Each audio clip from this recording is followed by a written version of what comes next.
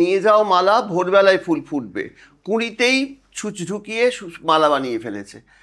মঙ্গলবার মা কালীর কাছে দেবো জবা ফুল, তা বলছে নিয়ে যান দিদি, আজকে রাত্রে নিয়ে যান, কালকে ফুল হয়ে ফুটেই বা কী করবো, তো মালা হয়ে গেছে। তা আমাদের ট্রান্সজেন্ডার ওই ছোট্টবেলা থেকেই তাদের ছুঁচ ঢুকিয়ে মালা বানিয়ে রেখে দেয়। ও যখন ফোটে তখন ও আর নড়তে চড়তে পারে না, মালায় আটকে গেছে। বুঝতে পারছি জায়গাটা? একদম তা কি বোঝাতে করে ওদের পেরেছো। রিপ্রেজেন্টেশন দেখতে পাবে তুমি? তাহলে মানে মানে কোথাও এই যে এত কিছু বলা হয়, মেন্টাল হেলথ দেখা হয়, ওদের ফিজিক্যাল হেলথ দেখা হয়, কেন ওদেরকে দিয়ে পড়াও? ওদেরকে যদি তুমি সত্যিকারের সমাজের কাজ করো, বাচ্চা বয়স থেকে ওদের নিয়ে নাও, পড়াও, করে দেখাও। এই যে যেমন দেখায় যেমন মনে করো আইএস তৈরি করে, খুব গরিবের ছেলেকে আইএস তৈরি করছে, তুমি এইটা ট্রান্সজেন্ডার দিয়ে করা যায় না? ট্রান্সফরমারদের দিয়ে করা যায় তো? কই তার তার তো কোথাও লক্ষণ দেখি না। কারণ ট্রান্সদের যা বুদ্ধি থাকে, ঈশ্বর তো তাদেরকে অন্যভাবে গড়ে আর কি। হ্যাঁ, এবং সে বুদ্ধি মানে ভাবা যাবে না।